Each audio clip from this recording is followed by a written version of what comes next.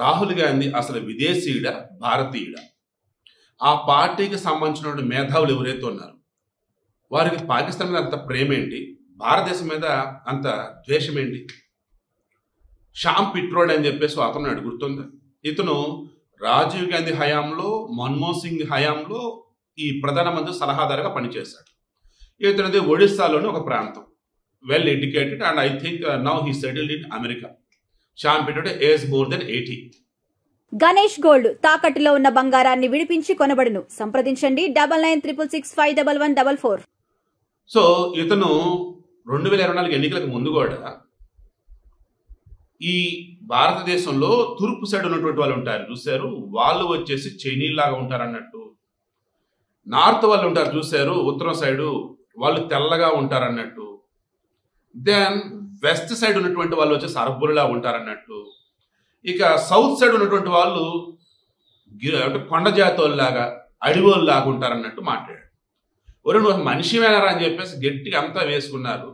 ఎవడ్రా వీడు అసలు భారతీయులని మిగతా దేశాల వాళ్ళతో పోలుస్తాడేంట్రా, అంటే వేరే వేరే చోట్ల నుంచి ఇక్కడ వలస వచ్చారేంట్రా భారతీయులు అని చెప్పేసి గట్టిగా వేసుకుంటే అప్పటికప్పుడు ఇక కర్మరాబాబు అని చెప్పేసి అతను పక్కన పెట్టారు. అతను మరలా 2002 ఎన్నికలు అయిపోయిన తర్వాత ఈ ఇండియన్ ఓవర్సీస్ అన్నట్టు ఈ కాంగ్రెస్ సంబంధించేసి మళ్ళీ చీఫ్గా పెట్టారు. అంటే ఓవర్సీస్ కాంగ్రెస్ అంటే ఇండియా కాకుండా మిగతా దేశాలన్నిటికి సంబంధించి కాంగ్రెస్ వ్యవహారాలకు సంబంధించి he is the supremo, he is the chief అన్నట్టు. నేను అప్పుడు కూడా షాక్ అయ్యా, ఏదేళ్ళు మన దరిద్రం ఏమంట దరిద్రం మళ్ళీ తెచ్చుకున్నారేంటారు బాబు వీళ్ళని. సర్లే కాంగ్రెస్ మారలే వీళ్ళకి ఇంతలే అనుకున్నా.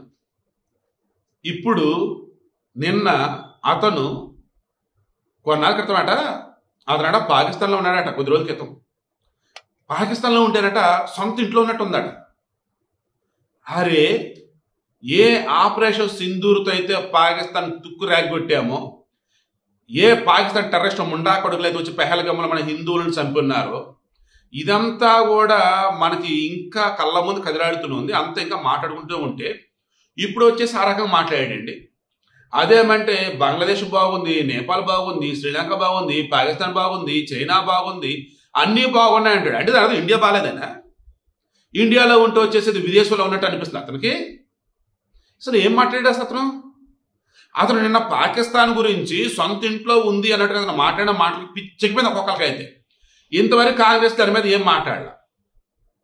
ఈ రాహుల్ గాంధీ విషయానికి వస్తే ఇతను మొన్న ట్రంప్ వచ్చేసి ఆపరేషన్ సింధూర్ ఆయన ఆపాడంట కదా.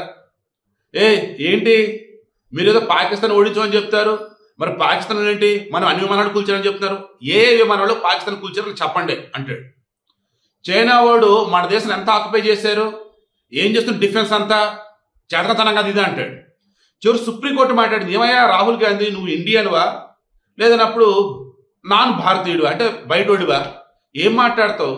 నువ్వు మాట్లాడే మాటల వల్ల సైన్యం యొక్క ఆత్మస్థైర్యం దెబ్బతింటుందయ్యా.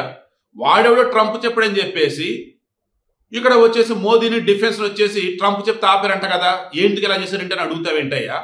అంటే పాకిస్తాన్ వాళ్ళు వచ్చేసి వాళ్ళు సొల్లు కబుర్లు చెప్తా ఉంటే అవి నిజమని నమ్మేసి మనల్ని అడుగుతావేంటి అని చెప్పేసి వాళ్ళు అన్నారు, నేనన్నా, చాలా మంది అన్నారు. ఈ కాంగ్రెస్ కి సంబంధించి క్రాస్ చెక్ చేస్తూ పోతుంటే ఎవడో అవసరంలా ఈ కాంగ్రెస్ లో ఉన్నటువంటి వీళ్ళే కాంగ్రెస్ ని చంపేస్తారు, కూరదోస్తారు, పాత్రలను తొక్కేస్తారు. నేను గతంలో క్యాటలిస్ట్ ఎస్పీ ఛానల్లో చెప్పిన, మన కావ్యాస్ మీడియాలో చెప్పిన ఇదే చెప్పా. ఏమని?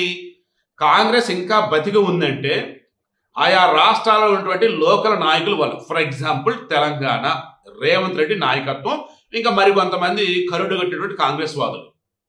ఎందుకంటే బీఆర్ఎస్ ఎన్ని ఆఫర్లు ఇచ్చినట్టు వెళ్ళాల, కాంగ్రెస్లోనే ఉన్నారు, వాళ్ళ వల్ల కాంగ్రెస్ బతికింది. కమింగ్ టు కర్ణాటక, సిద్ధరామయ్య పక్కన పెడతాం, డీకే శివకుమార్ లాంటి వాళ్ళు కాంగ్రెస్ బతికించుకుంటా ఉన్నారు. ఇలా ఇండియా మొత్తంగా చూస్తే కాశ్మీర్ నుంచి కన్యాకుమారి వరకు ఎక్కడైతే కాంగ్రెస్ పటిష్టంగా ఉందో, ఎక్కడైతే కాంగ్రెస్ బలంగా ఉందో అక్కడ లోకల్గా ఉన్నటువంటి నాయకుల వల్ల తప్ప వారి యొక్క అధినాయకత్వం వల్ల కాదు. అతిపెద్ద మైనస్ వాళ్ళే. ఇప్పుడు చెప్తున్న మరల ఈ శ్యామ్ పిట్రోడ్ అని కనుక ఇంకా కాంగ్రెస్ లో కనుక ఉంచుకుంటే ఏదో ఒక రోజు ఈ కాంగ్రెస్ మొత్తం నిప్పెడతాడు అతనే. అండ్ రాహుల్ గాంధీ ఇప్పటికన్నా ఇతను బయటోళ్ళ మాటలు వినటం ఆపి బయటలో వాగిన వాగుడిని పట్టకొచ్చి దీనికి సమాధానం చెప్పండి అని చెప్పేసి మన దగ్గర వాగడం కనుక ఆపగలిగితేనే ఓకే, లేదంటే కాంగ్రెస్కి గుదిబండి అతను అవటం ఖాయం.